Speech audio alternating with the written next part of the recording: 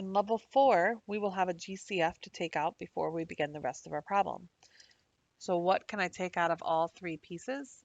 I can take 3 out, 3x squared leaves me with just x squared, and that 3 should go in front of the parentheses. 18x divided by 3 leaves me with 6x. 27 divided by 3 leaves me with 9. A is 1, B is 6, and C is 9. Once we've factored out a GCF, we don't use this for anything else. A times C is 9, so the top of my x would be 9, and the bottom of my x would be the B value, 6. 1 times 9 and 3 times 3 are the only factors for 9. Using the factoring flowchart, we have the sign of the top number is positive in our x. So we'll have 2 positives or 2 negatives. The sign of the bottom number is also positive, so I'll use 2 positives.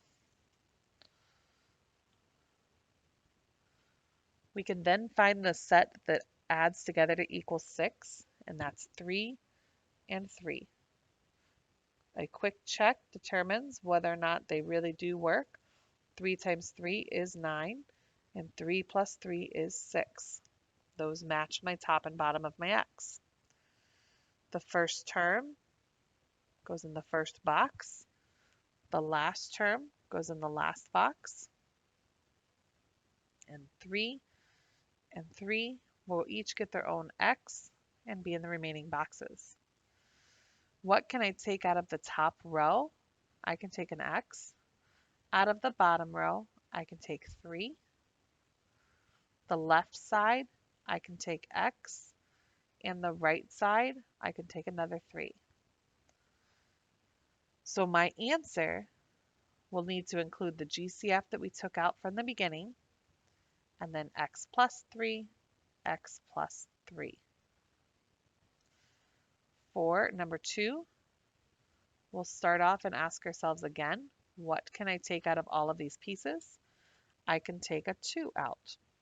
So we'll divide each of the terms by 2 and put the 2 in front of the parentheses. That leaves us with x squared plus 12x and then minus 28. We don't use this for anything else. A would be 1, B would be 12, and C would be negative 28. A times C gives me negative 28.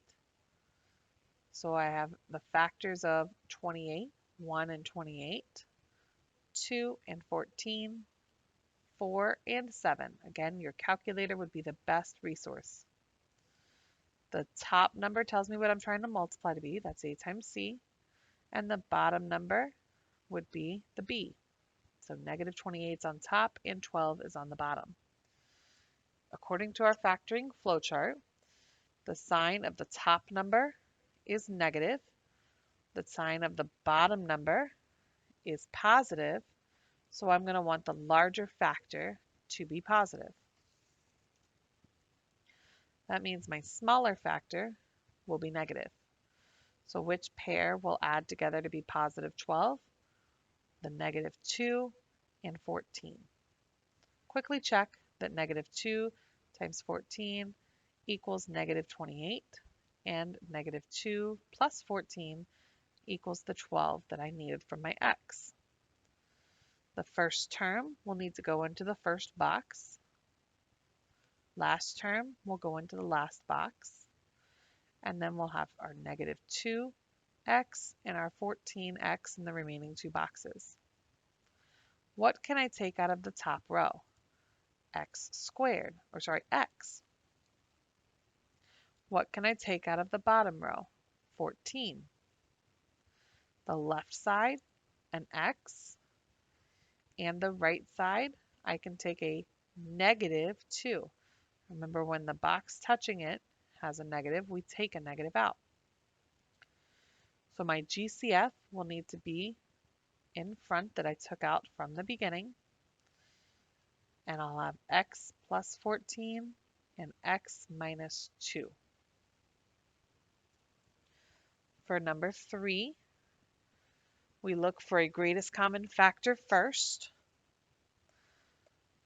5 is my greatest common factor, so I'll take a 5 out of each term and put it in front.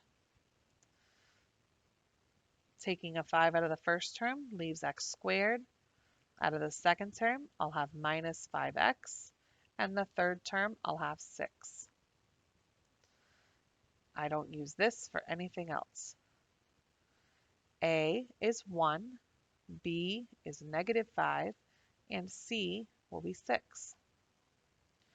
A times C will give me 6, and that's going to be the top of my x. The bottom of my x will be negative 5. 1 and 6, 2 and 3 are my only factors. The factoring flowchart, we have the top number is positive, so I'll have 2 positives or 2 negatives, and the bottom number is negative, so I'll need to use 2 negatives.